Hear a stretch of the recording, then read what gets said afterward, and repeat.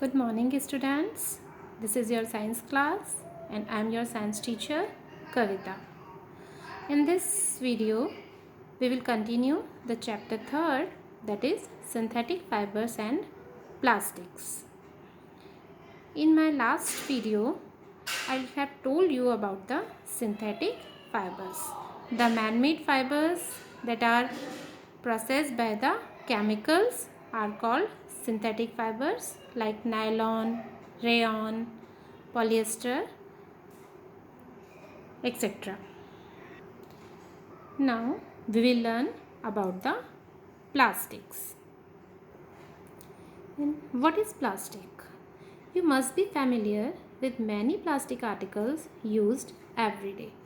आपकी daily life में everyday life में बहुत सारे ऐसे आइटम्स होंगे प्लास्टिक के जिनसे आप फैमिलियर हैं, जिन्हें आप जानते हैं. Plastic is also a polymer like synthetic fibers.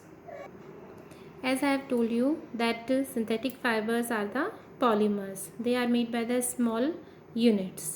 बहुत सारी स्मॉल यूनिट्स को मिलाकर आपका एक सिंथेटिक फाइबर बनाया जाता है. उसी तरीके से प्लास्टिक भी क्या होता है, एक टाइप का पॉलीमर ही होता है. इसमें जो स्मॉल यूनिट्स होती हैं वो एक टाइप के अरेंजमेंट्स में आपके लगी हुई होती हैं. तो ये जो अरेंजमेंट्स हैं ये आपके टू टाइप्स का हो सकता है. As you can see in this picture, the first is this is called the linear arrangement. ये आपको जो दिख रही हैं ये स्मॉल स्क्वायर से जो नज़र आ रहे हैं ये आपकी स्मॉल यूनिट्स हैं जिन्हें हम मोनोमर कहते हैं. ये जो मोनोमर्स होती हैं ये आपके एक लीनियर लाइक अ सीधी लाइन में एक दूसरे से अरेंज होती हैं और क्या बनाती हैं, आपके एक पॉलीमर बनाती हैं, प्लास्टिक बनाती है. सेकेंड टाइप का आप देख रहे हैं क्रॉस लिंक्ड, जिसमें एक लीनियर बहुत सारी लीनियर लाइंस हैं बट वो एक दूसरे से इस तरह से वर्टिकली भी एक दूसरे से अटैच हैं. तो इस टाइप का जो अरेंजमेंट होता है ये आपका कहलाता है क्रॉस लिंक्ड अरेंजमेंट. तो मेनली आपके जो प्लास्टिक्स होते हैं उसमें मोनोमर्स की या स्मॉल यूनिट्स के टू टाइप से आपके वो अरेंज होती हैं, linear and cross linked arrangement. And on the basis of these arrangement, plastics articles are available in various possible shapes and sizes. इन्हीं अरेंजमेंट्स के आधार पर आपका जो प्लास्टिक है वो बहुत सारे शेप और साइजेस में मिलता है.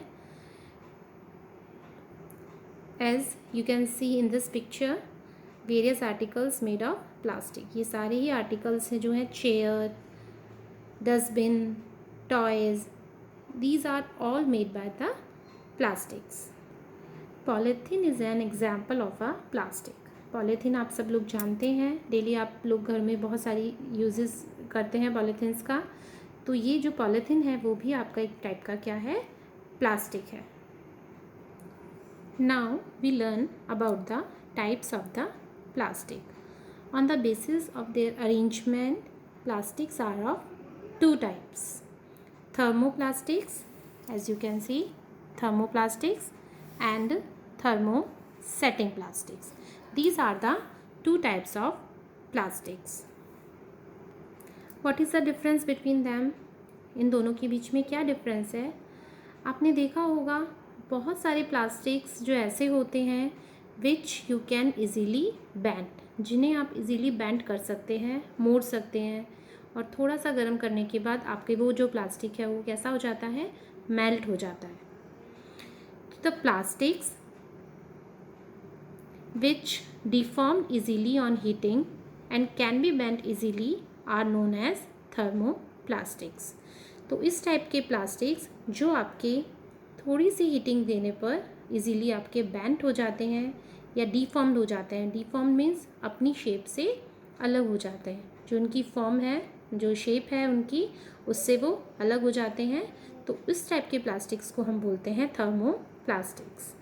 इसके एग्जांपल्स आप देख सकते हैं. Polythene and PVC are one of the examples of thermoplastics. Polythenes और पीवीसी आपके इसी टाइप के प्लास्टिक्स के एग्जांपल हैं and which are used for manufacturing toys, combs and various types of containers. तो इस टाइप का जो प्लास्टिक होता है ये आपके टॉयज़ में और कंटेनर्स बनाने के काम में आता है. On the other hand there are some plastics which when molded once cannot be softened by heating. और कुछ प्लास्टिक्स आपके ऐसे होते हैं जो एक बार अगर आपने उनको जिस शेप में मोल्ड कर दिया, एक बार वो जिस शेप में आ गए, उन्हें आप चाहे कितना भी हीट करें, कितना भी गर्म करें, वो अपनी शेप चेंज नहीं करते हैं. उस टाइप के प्लास्टिक्स को हम कहते हैं थर्मोसेटिंग प्लास्टिक्स. टू आपके मेन जो एग्जाम्पल हैं इसके आप कह सकते हो bakelite and melamine. Bakelite is a poor conductor of heat and electricity. जैसा कि आप जानते हैं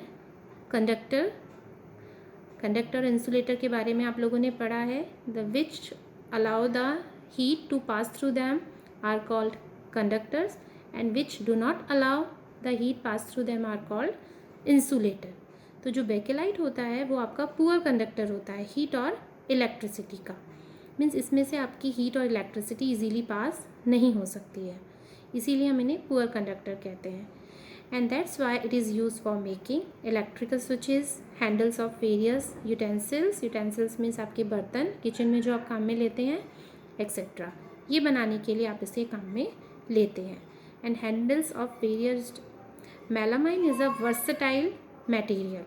ये भी एक पक्का versatile material होता है. It resists fire and can tolerate heat better than other plastics.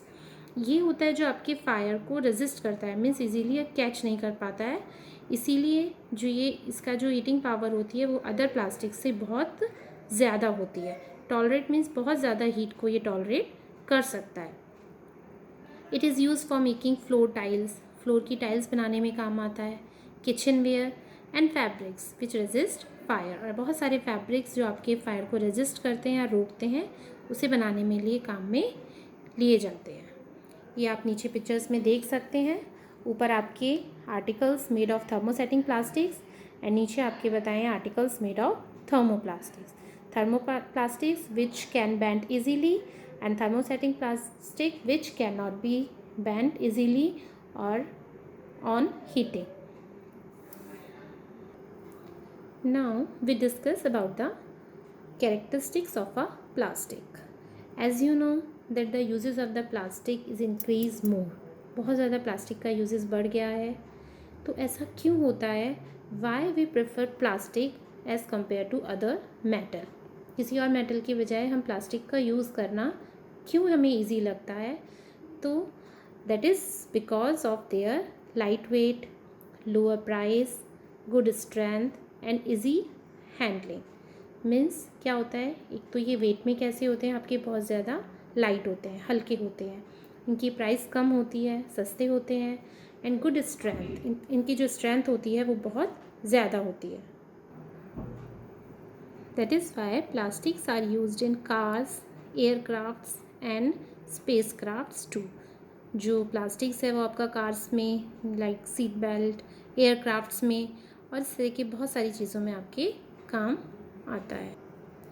Next characteristics of plastic that is very important, that is it is non-reactive. As I told you earlier that plastic is a poor conductor of heat and electricity.